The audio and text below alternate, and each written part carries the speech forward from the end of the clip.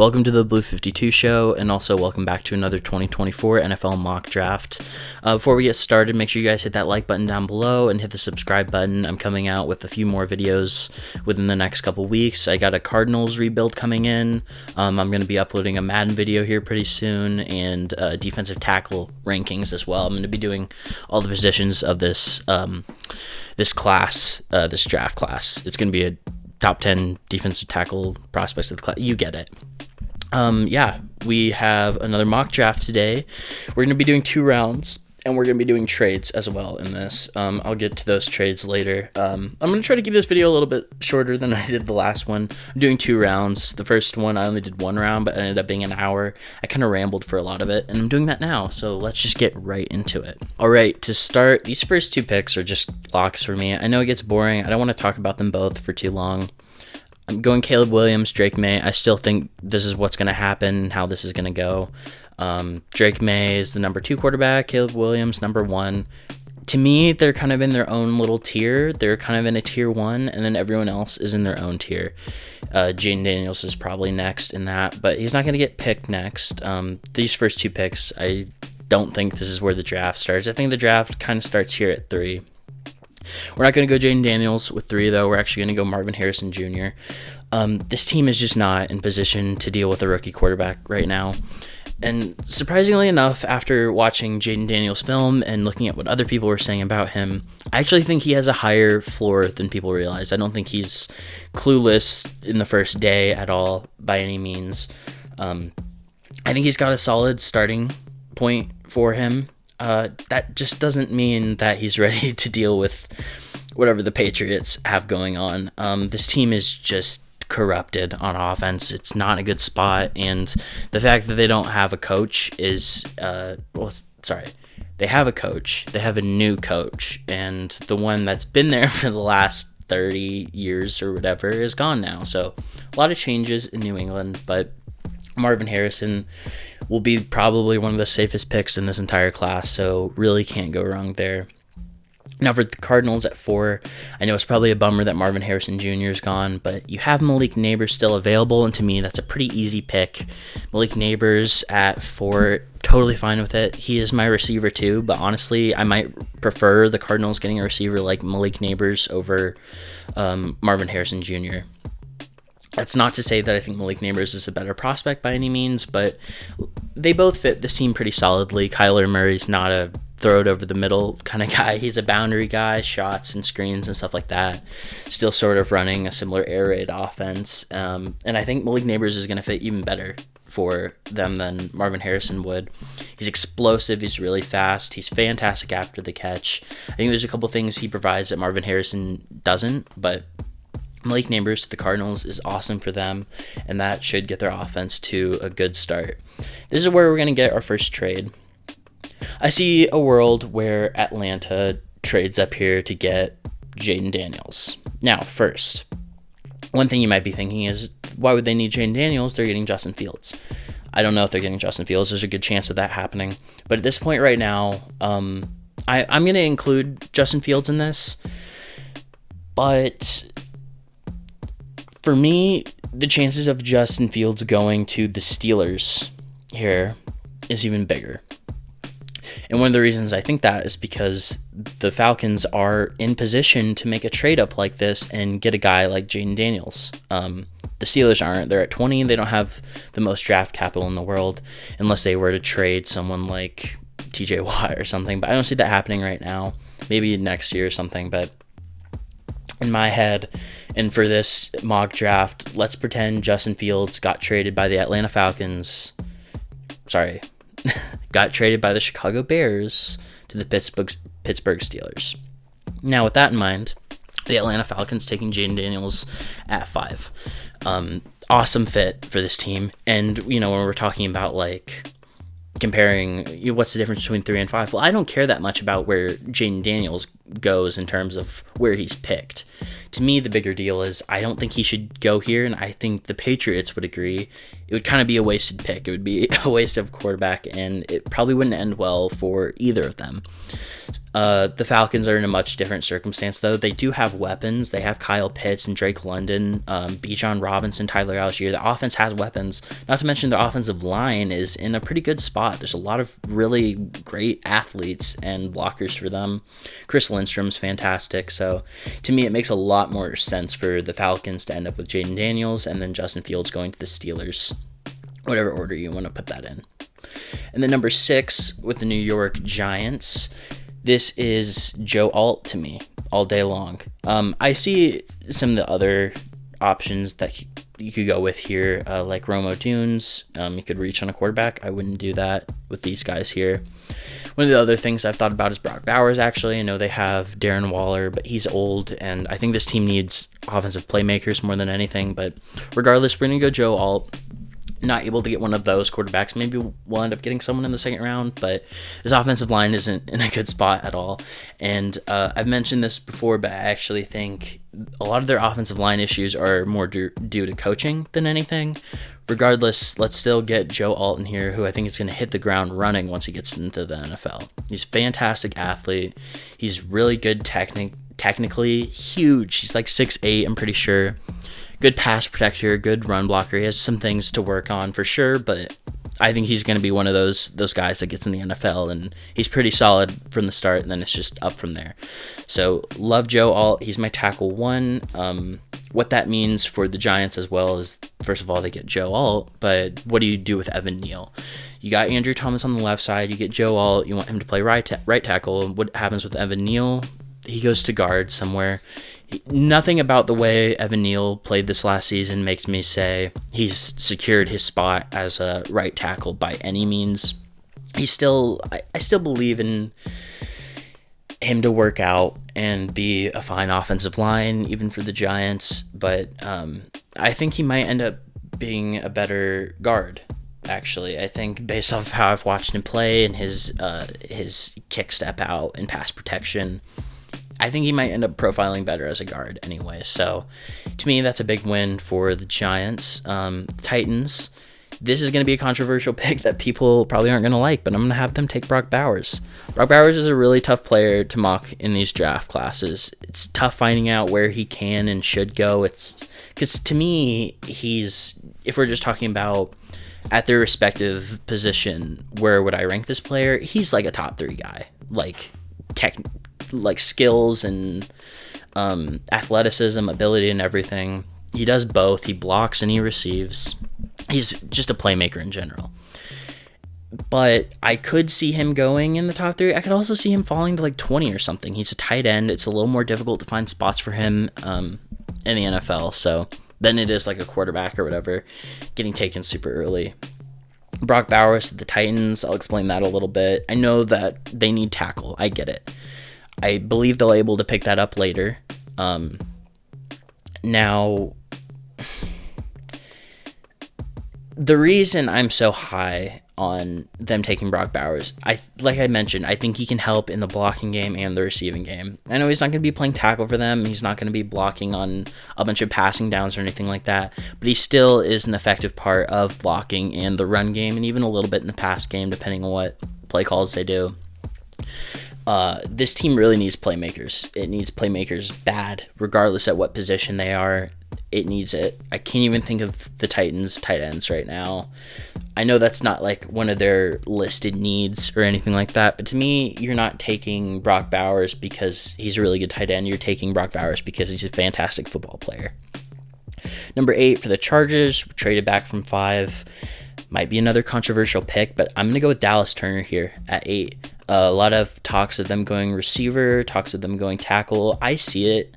I'm not as behind on them. I'm not behind as much. Let me rephrase. I don't think they should take a receiver. I believe enough in Quentin Johnston. I like Joshua Palmer enough. They have 2 guys that are going to be here this next year, Keenan Allen and Mike Williams. I think this offense can get it done with what they have. You're probably going to be able to get that later, get a receiver next year in free agency or something like that. Dallas Turner, I like this pick because I'm looking at the same thing. The same reason we're saying they should get a receiver, is the same reason I'm saying they should get an edge rusher. Yeah, they have Joey Bosa and Khalil Mack. They're both old, and their contracts are coming up soon.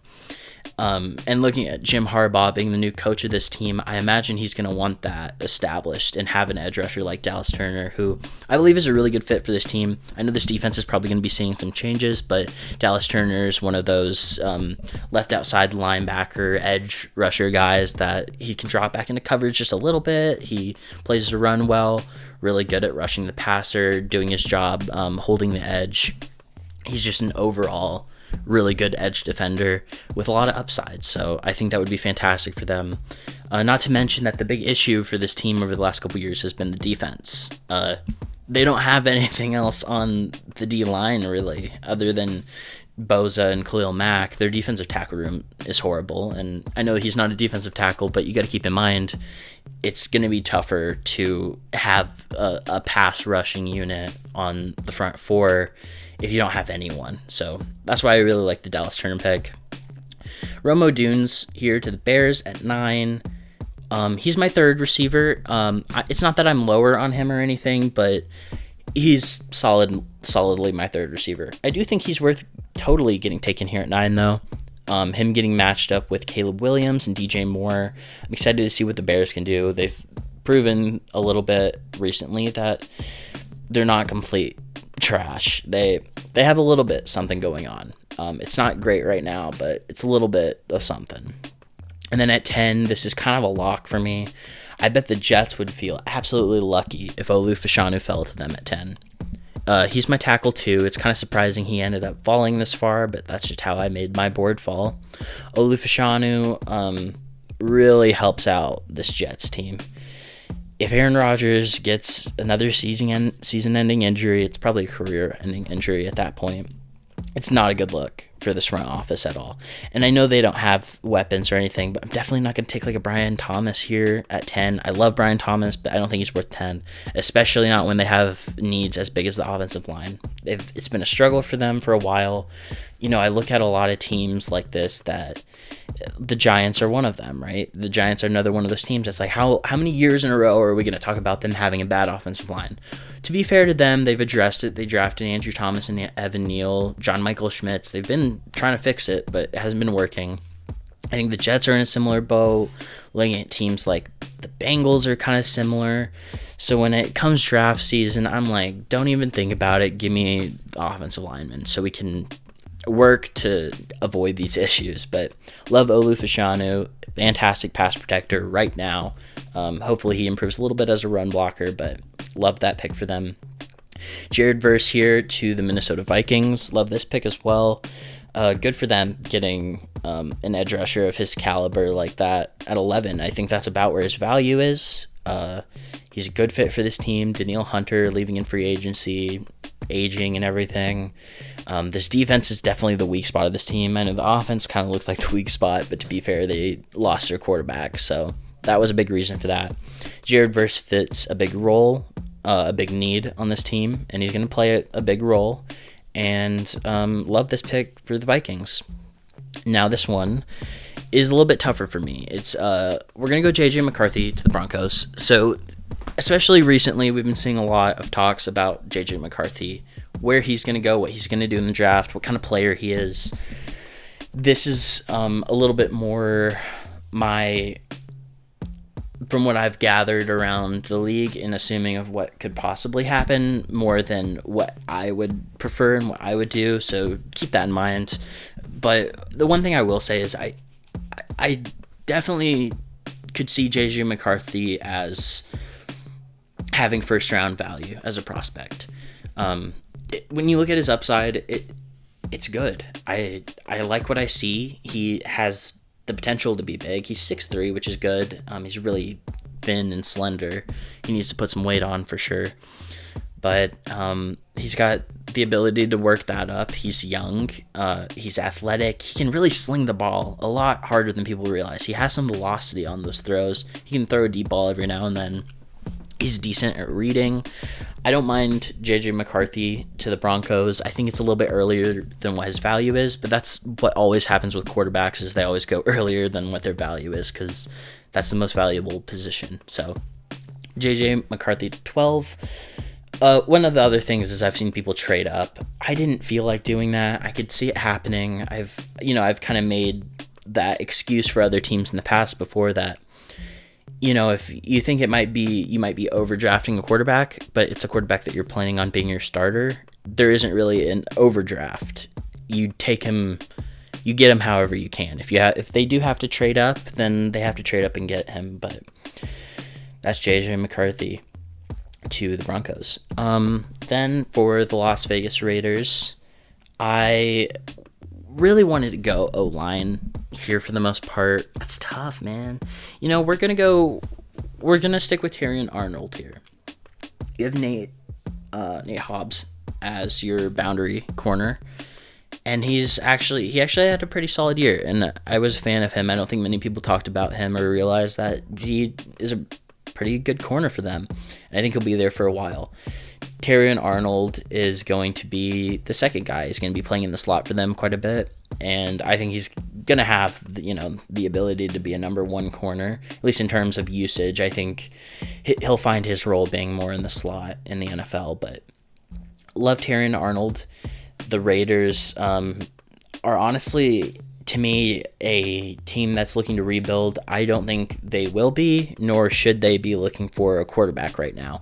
If someone falls to them in the second round, like if we get a J.J. McCarthy or Bo Nix or something, I'll probably do that, but I'm not worried about them trading up or anything. Let's just get this roster looking like it's able to, be put on a field first before we start talking quarterbacks.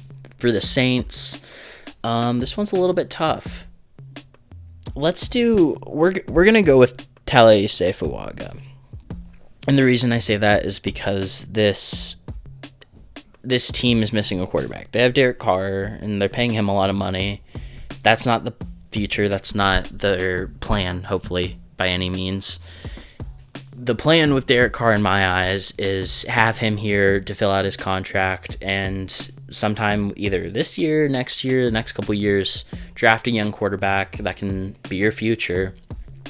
And the reason I want to take Talai Seifuaga is by the time that quarterback is ready to play, so is Talai Seifuaga, hopefully. We're going to take a guess there, but like that pick for them. The Trevor Penning pick from a few years ago hasn't really worked out, in my opinion.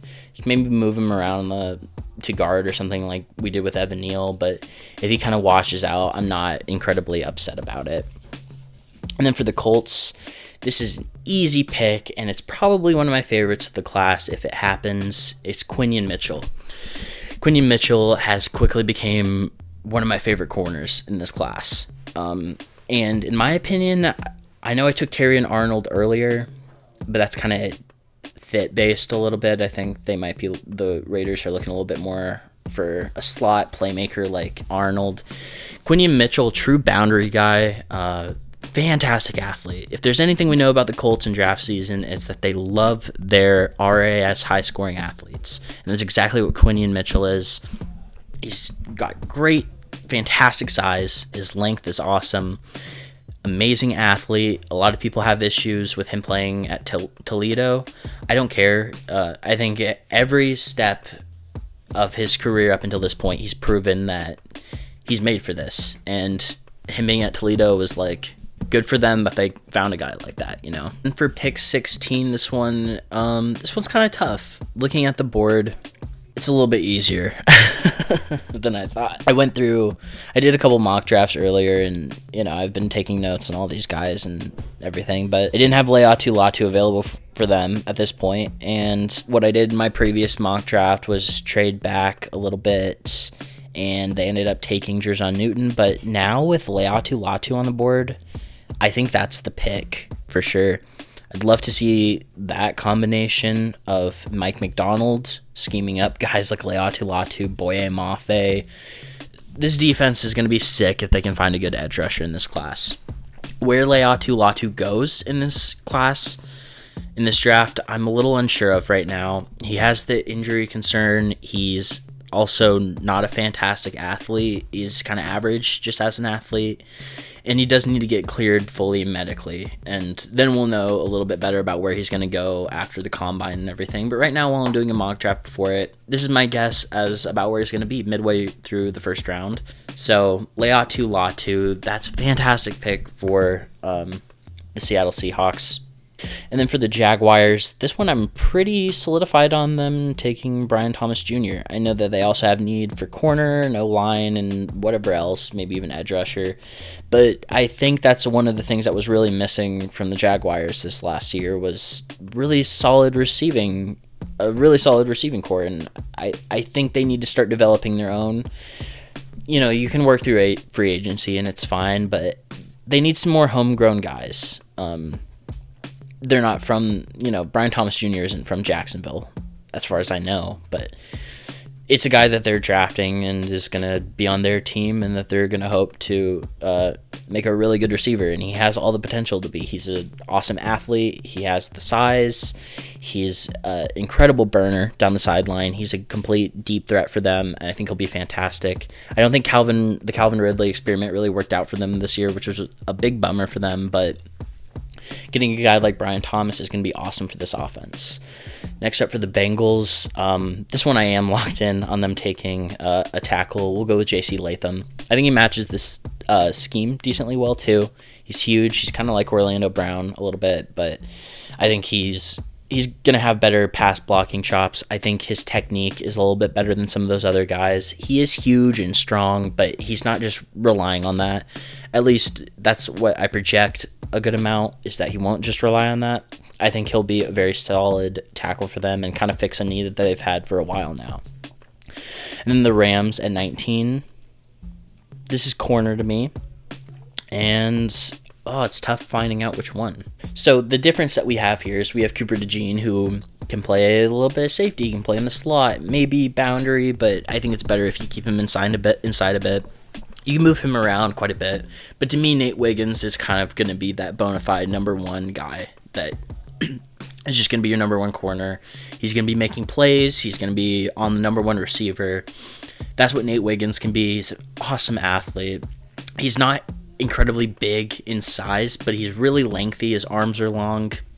So either one of these guys I'm a big fan of. Deciding which one is tough, but I think I'll go with Nate Wiggins. I know they could use some flexibility in the secondary, but I'm a huge fan of Nate Wiggins. I think he's been underrated throughout this whole draft process this far, so we'll do Nate Wiggins at 19 to the LA Rams. And then for the Steelers at 20, I really want to go O-line here. What I honestly want to do more than go tackle is go with Jackson Powers Johnson, and let me kind of check out what we got. I mean, I'd love Cooper DeJean here, but I think you got to get this offense rocking and rolling. And as I mentioned earlier, I'm, kind of mock trading Justin Fields to the Pittsburgh Steelers. So I'm going to go with Jackson Powers Johnson. Center is a need for them. Regardless, JPJ should be able to play guard if they need him there, but I don't love Mason Cole for the Steelers right now. This is a team that, as long as I've known them, has had built trenches better than anyone. The offensive line's been in place, defensive line's always in place, except for the last couple years. There's some guys that have surprised, but honestly, with, first of all, some age regression and people retiring, it's been difficult, but I think Jackson Powers Johnson helps them get set back on track with having a top-end offensive line again. And we're going to go offensive line again with... Let's go with Troy Fautanu here. Dolphins need an offensive lineman. That's kind of one of their big needs. I've seen some people mock some receivers and stuff to them. I get it. It's fun. But to me, this offense needs to keep Tua upright. I don't know if they're going to end up re-signing him or what the plan is with him, but regardless, that's one of their weak points on offense is that offensive line.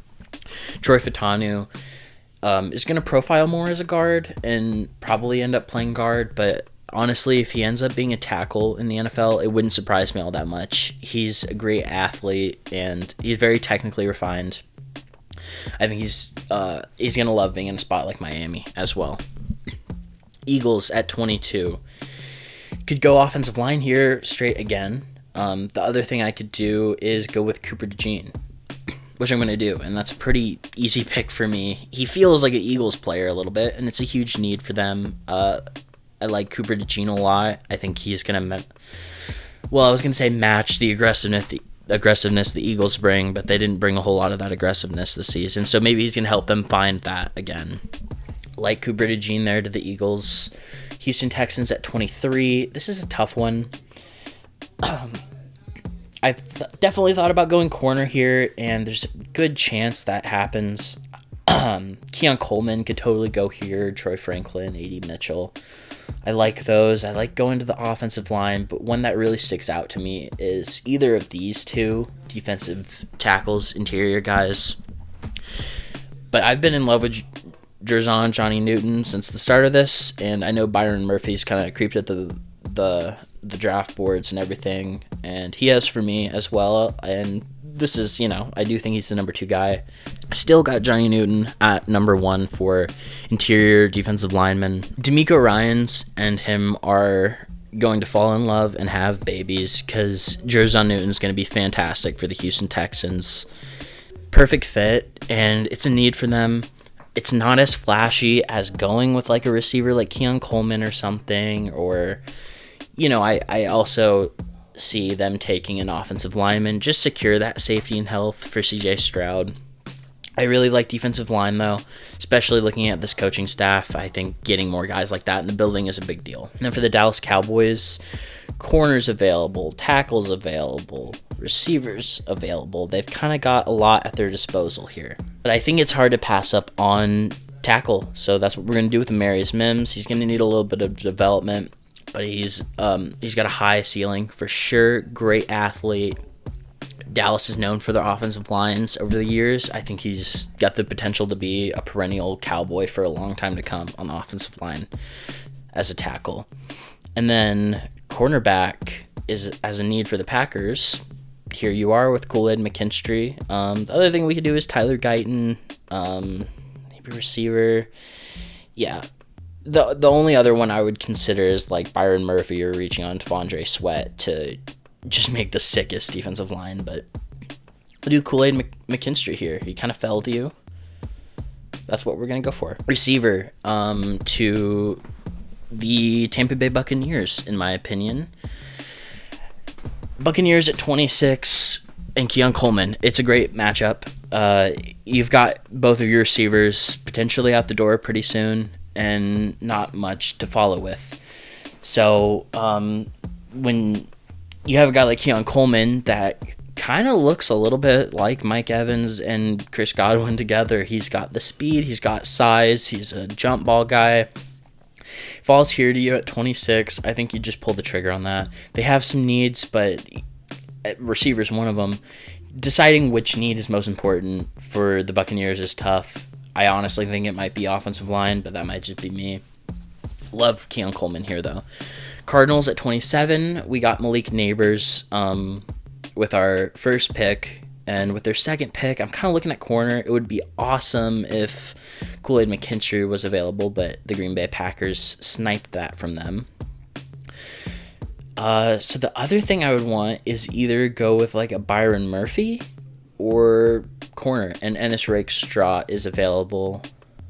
Let's see what else we got. I really like Byron Murphy here, guys. I don't know. This one's tough. I think corner's a need, but I think defensive line is just as big of a need. I'm probably more comfortable with the defensive tackles that are available later than I am with the corners that are available later. So we're going to take Ennis Rakestraw here at 27. We're getting both sides, offense and defense, of the island area on the field, first with Malik Neighbors and then Ennis Rakestraw. They're both needs. This Cardinals team kind of has needs everywhere except for quarterback. I think this is a good matchup for Ennis Rakestraw as well. They're not going to expect him to play a bunch of press coverage or anything like that here, so like that. Buffalo. I've kind of been receiver on this one a lot. And as much as I'd love Byron Murphy to go here, and I think it's a need, I'm looking at Josh Allen. I'm looking at this weird stuff going on with Stephon Diggs. I think they got to just get another guy like Troy Franklin. Super speedy dude. Josh Allen's going to love him. This is a really tough pick to make for me when there's a lot of other really good positions here. That is a need, but the stuff with Stephon Diggs is scaring me. So let's get a receiver now before it starts trouble later down the road. And then for the Lions, could go corner. Not really a corner here. I love a whole bunch. Could go with Chop Robinson. I don't have him this high. I think he's a good fit for the Lions, so I could see that happening. And I'm not too worried about reaching, but I don't know. I also really like Byron Murphy, and I think that's a need as well. I like Aleem McNeil. Isaiah Buggs is okay, but Byron Murphy has a high floor, and Chop Robinson has a high ceiling. If the thing is, if there's anyone I could bet on developing Chop Robinson very well, it would be the Lions, and then probably like the Ravens and a few other teams. But this would be a great fit for him. Honestly, we're gonna do it. We're gonna have some fun, and we're gonna go with I might be wrong. No, we're gonna go with Chop Robinson here. That sounds fun. We're gonna do the fun pick there. Woo! Like it. And then the Ravens at 30. This is a tackle to me, probably. I don't love the receivers that are left. I could see D-line here. I don't like the corners. Tyler Guyton's probably going to be my pick here. For the Ravens, I think this is a bigger need for this team than people are giving credit. Ronnie Stanley had a down year, very down year. He's been injured a lot, and his contract's coming up. I don't imagine the Ravens will re-sign him.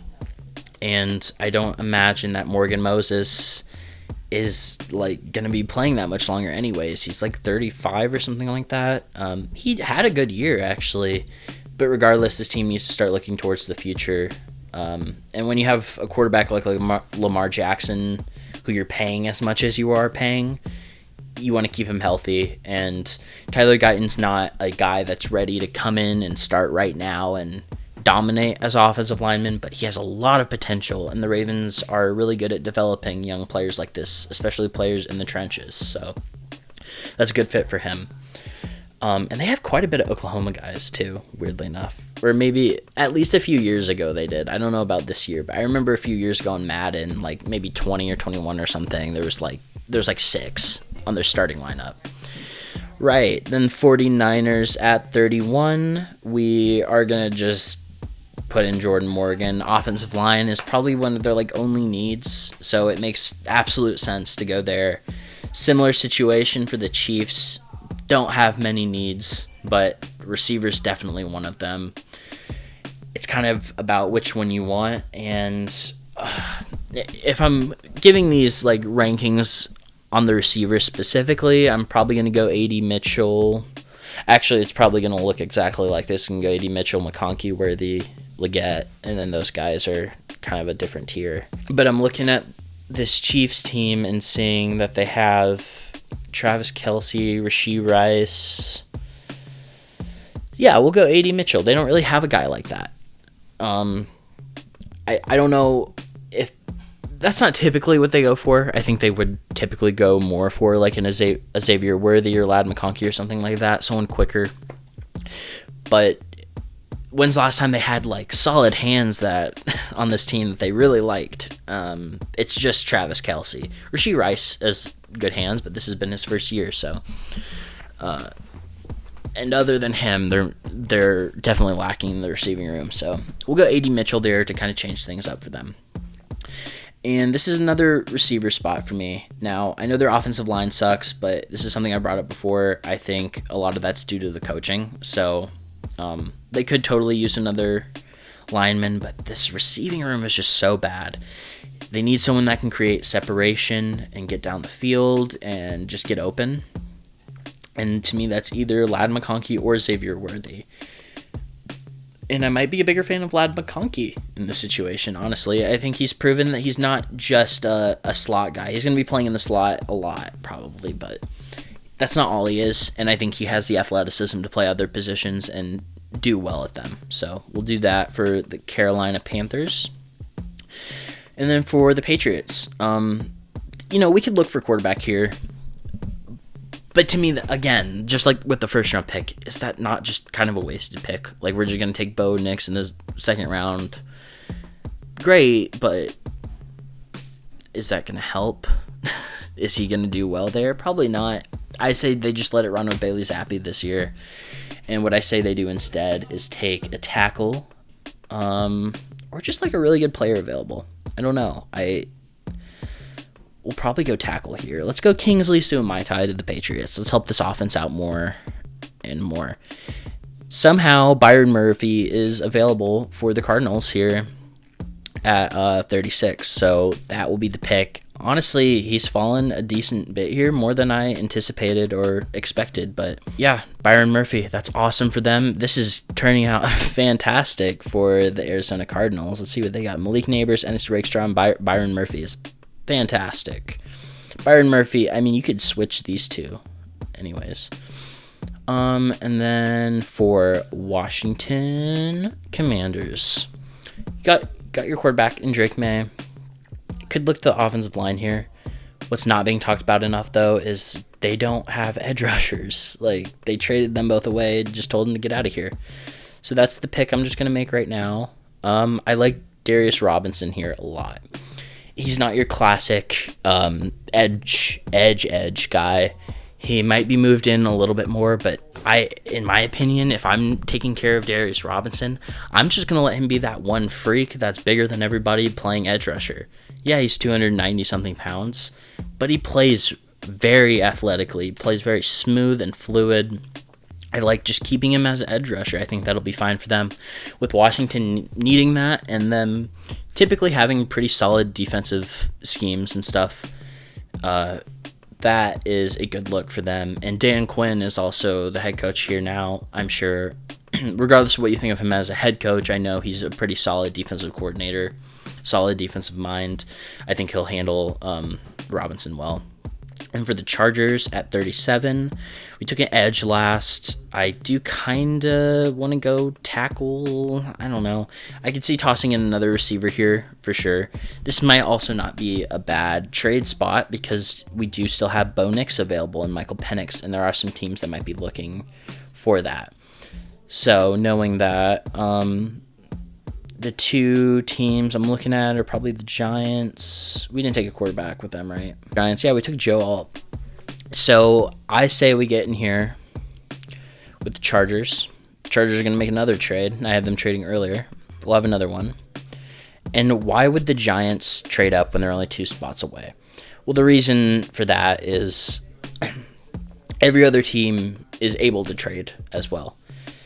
And I think there were quite a few teams that were looking and saying, like, hey, we're not going to take one of those guys in the first round, but hopefully in the second round, a Bo Nix or a Michael Penix falls, we can take them, trade up a little bit.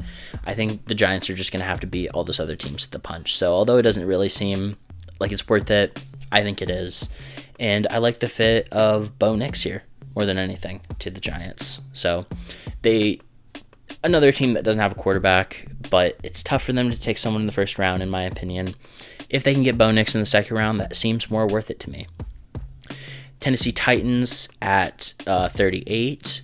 We skipped out on tackle. Luckily, Patrick Paul is still available. There's also some receivers. Yeah, but, we took Brock Bowers to be a playmaker, so we're going to go tackle here for sure. I know they have other needs that aren't just on offense, but that's where a lot of their needs are. And right now, I really want to fix and address that. Now with the Chargers, who ended up trading back a little bit, I say receiver makes a lot of sense here, and especially a guy like Xavier Worthy. Along with that, do we have any defensive? Yeah, we got some defensive linemen, but let's go Xavier Worthy. I made the point earlier that I didn't find that the receiving core was in as pressing of need as it's been made by everyone else. That still doesn't mean that they should just ignore it completely. I just don't think they need to do that with the number 5 pick. So at 39, they're going to get Xavier Worthy, and he complements the rest of the team pretty well also. And for Washington Commanders, we've had 2 picks with them already. We've gotten a quarterback and an edge rusher. Not really a tackle available that I like. There is Graham Barton, though, and their offensive line could use help wherever. There's also Edgerrin Cooper. I'm a big fan of him. The thing is, though, the fact that you've gotten Drake May with your number 2 pick, I'd rather them focus a little bit more on offensive line and stuff around the offense to help him develop. So we're going to go with Graham Barton here. Just another body on this offensive line. Great blocker, good pass protector, Graham Barton is. So solid fit there. Looking at the Packers now with pick 41. And this is another kind of situation where I'm thinking, we got Michael Penix here. Someone might want to trade up there. I'd love to see the Vikings take him at 42. Should I have traded earlier? I don't know.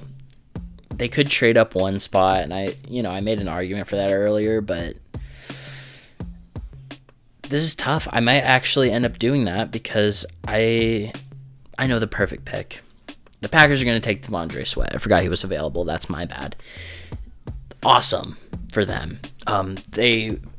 If there's anything else they could add to their D-line, it's a nose tackle, and that's what Devondre Sweat is. 370 pounds. He's probably closer to 400, honestly. He's still a good athlete. He's not just a tub of lard. Kenny Clark, I think his days as trying out nose tackles, it's about over. So you get Lucas Van Ness last year, Rashawn Gary, Preston Smith, Kenny Clark, all those guys on the defensive line, and then you toss in Devondre Sweat, and this thing is looking deadly for them, especially with in a couple years when they get some development for all of those guys.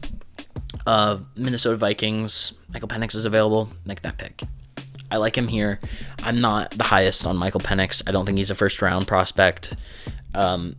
This is about where I think his value is, though. And I wouldn't be surprised if someone trades up somewhere later to get him or whatever. If one of these teams that was, finishing late in the playoffs wants to trade back to a spot around here or whatever so that a team would trade up to get him at, pick 30-something. I'd understand that, but if he falls to 42, that wouldn't shock me either. I like Michael Penix. I just don't see him as one of the top guys, and that's probably all I'll say there. And then for the Falcons, we went with Jaden Daniels last. I'm just going to bring it back to edge rusher and get Braylon Trice. I'm not the hugest on Braylon Trice, at least as a first-round top-end guy, but still love him. I think this is great value for him. I think he's a solid pick. My issue with him, if you want to say that, is I just don't think his ceiling is crazy high. Still love him. He's pretty refined coming out of college right now. Good pick there. And then for the Raiders, I didn't put them in quarterback talk earlier because, like I said, I think this is one of the more rebuildy teams that needs to establish some roster before they bring their QB of the future in. Regardless, though, still need to make some picks here. That's the point. So what do I like here? I like defensive tackle still, and there's a lot available, and I think we're going to get on a run of defensive tackles any minute now. At this point, I might really like Zach Frazier. I'm high on him. I think he's one of the better centers in this class. I mean, obviously, but I think he's better compared to other classes as well. So I like Zach Frazier a lot. That might be the pick. And I really want to get these trenches built up. So let's just do that. Let's go ahead and take Zach Frazier to the Las Vegas Raiders. Next pick with the New Orleans Saints at 45. We got a lot of different options here. We skipped over edge to get a tackle last time, and now I'm going to take my edge, and we're going to do... let's do Chris Braswell. Yeah, like Chris Braswell. I think this team's going to be looking at edge at this point, and makes perfect sense. What else do I need to say? The Colts, 46, took Quinion Mitchell. I still love that pick. And I still want to look for someone that's kind of like an exceptional athlete. I don't think I'll be able to find it. Except I did, because it's Xavier Legette. Is that the pick, though? Now, this is one of those situations where I wish I could see into the future and would know if Michael Pittman's been given 8-year, $700 million contract or not. I don't know that. But what I do know is that if Michael Pittman's gone, this receiving room could use, at the very minimum, a guy like Xavier Legette.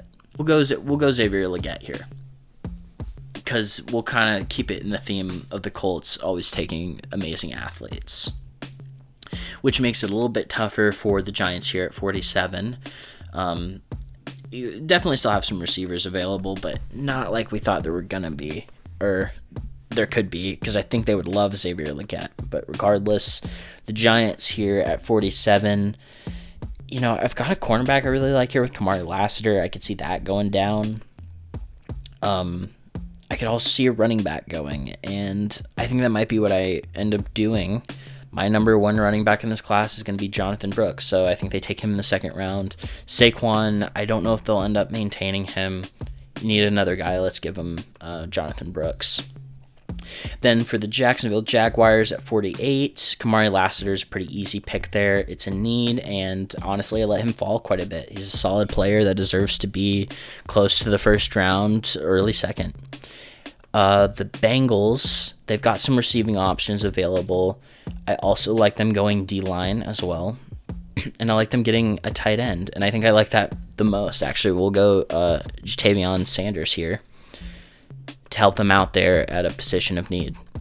Philadelphia Eagles, we went with a corner last time, and we can go with, I'd consider double dipping into the secondary and getting a Tyler Nubin or Javon Bullard, Cameron Kitchens, probably not another corner, and probably not really feeling a receiver, but I wouldn't mind an offensive lineman. It's just a bummer that there's not as many here as I'd like. I don't know if I'm feeling like taking Kieran here.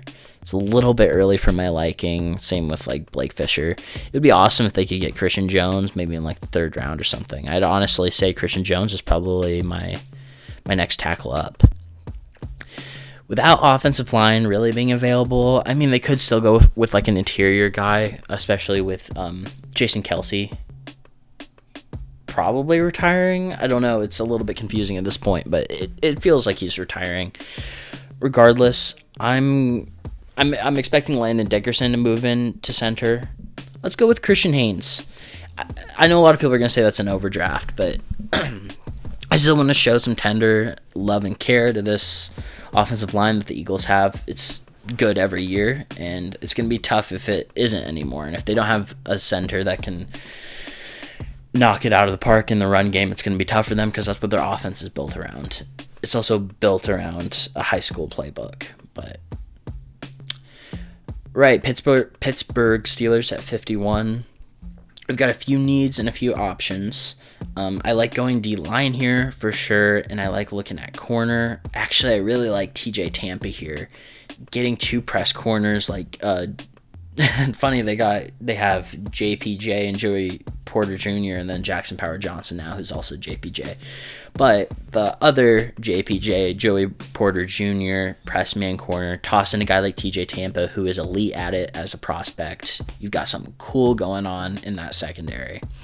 Then the LA Rams, I'd like to help out the offensive line, but there's not a lot here that I'm really liking. They could go edge here for sure. They could also go defensive interior. I know they have Kobe Turner. Let's go with Addison Isaac. Eagles with another pick. I forgot that they had this one. We could look to receiver here. That's tough. I don't know. We'll go with Jalen. Ooh, I don't even know. Honestly, for the Eagles here at 53, I'm feeling like a double dip into the secondary is not out of question. I'm going to go with Tyler Nubin at 53. I know we went with corner a minute ago, but Tyler Nubin I love. Great ball hawk, and that's one of the biggest problems that the Eagles dealt with this year, so why not just address it and fix it? Tough spot not having a first-round pick this year for the Cleveland Browns. What do you do here? I don't know. What don't you do here? There's a lot of different needs going on. I think you want to look to offense. They don't really have a quarterback. Receivers in need, but let's give them Jalen Polk. I'm fine with that. That's a tough one for me to figure out what the Browns should do, but we'll give him Jalen Polk. It's a need, and he fills it. Miami Dolphins, I like adding another edge rusher if you can, but what I really like is adding Chris Jenkins in here. I'm a Chris Jenkins guy. I'm a believer in him. Christian Wilkins, not sure what his future is looking like for Miami. Not sure if they'll be able to re-sign him, but this defensive front could use some more help, and I think Chris Jenkins can help with that. He's a great help in the run game, and I think he's got a lot of upside as a pass rusher as well in the interior. Dallas, we could go corner here. We could also go receiver here, and I think that's kind of what's needed most for them. Other than maybe running back, this might be a good spot for them to take a running back. The kind of guy I'd probably want would be like a Trey Benson. Let's go with running back for them in the second round. You might think it's a little bit early, but I think Dallas really needs a running back. And if they need to do it in the second round, I think they'd be more than willing to do that. Tony Pollard isn't your choice, in my opinion. Tampa Bay Buccaneers, a lot of different options. To me, this is kind of a best player available situation. Kalen King's fallen down the draft board quite a bit. I also like Chris Abrams-Drain here. Kind of toss things up in the secondary. This offensive line needs some help. I'll probably go Cooper Beebe here. I've done enough thinking on it. We're going to go Cooper Beebe. When in doubt, just go offensive line. That's how I feel about the draft, honestly. Another team that I'm honestly feeling like I'm able to take Kieran Omegediji. I still can't say his last name. I feel like I'm able to take him here. He's a high upside guy, really good athlete. Makes enough sense here, and it's a need for the Packers. David Bakhtiari has had all the injury concerns and just has not been available at all. So it's time to start building it up. This might be a slight reach, but I think his potential makes it worth it. Houston Texans, we took defensive line, Jerson Newton. I want to look back at receiver for them. And you know what would be really awesome is a guy like Malachi Corley in this receiving room. And I'm comfortable enough doing that. He's a playmaker. Listen, I'm going to make this comp, and people are going to get upset and say, no way he's going to be that good. That player's really good. He reminds me of Deebo Samuel. Now, when I give player comps of prospects, I'm not projecting that Malachi Corley is going to be as good as Deebo Samuel and is going to have the exact same success. What I'm more saying is he's a similar archetype. He's a similar style of player. That's what I mean by comp. I think Malachi Corley is kind of a late second, third round guy. And he reminds me most of Deebo Samuel. That does not mean that he is going to be Deebo Samuel. We'll do that for the Texans, and then the Buffalo Bills. Perfect for them because we have a lot of defensive linemen available.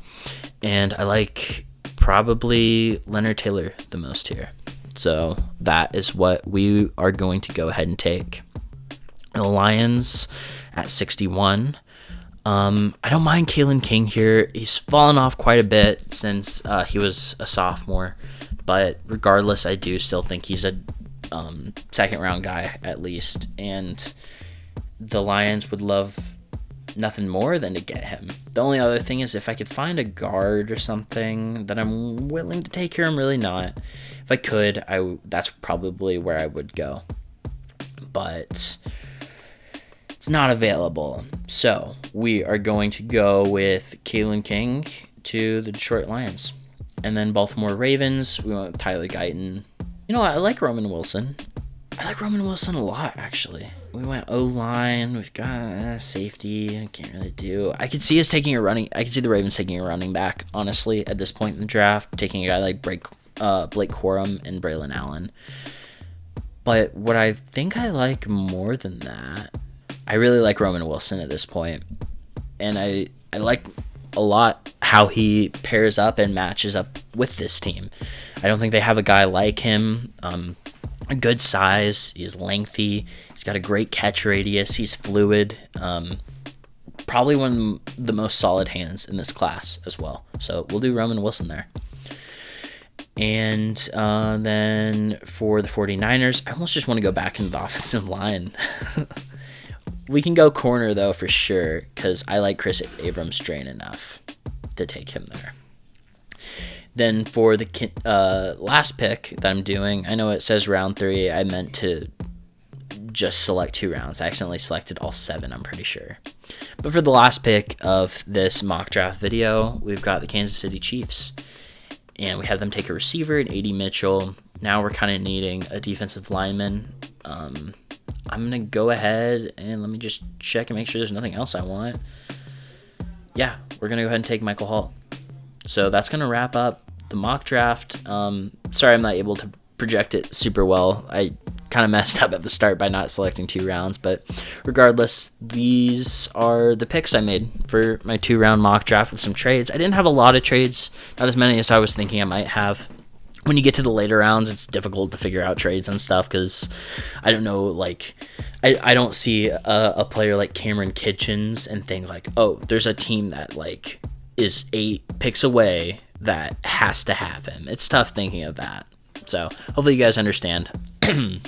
I hope you guys also enjoyed the video, enjoyed the mock draft. Let me know what you think in the comments. If you think I'm stupid for anything, just let me know. I love to hear it, and I love arguing in the comments as well. I don't mind it one bit. So please be vocal and let me know how this draft is in your eyes. Thank you so much for watching, and y'all have a fantastic day. Bye.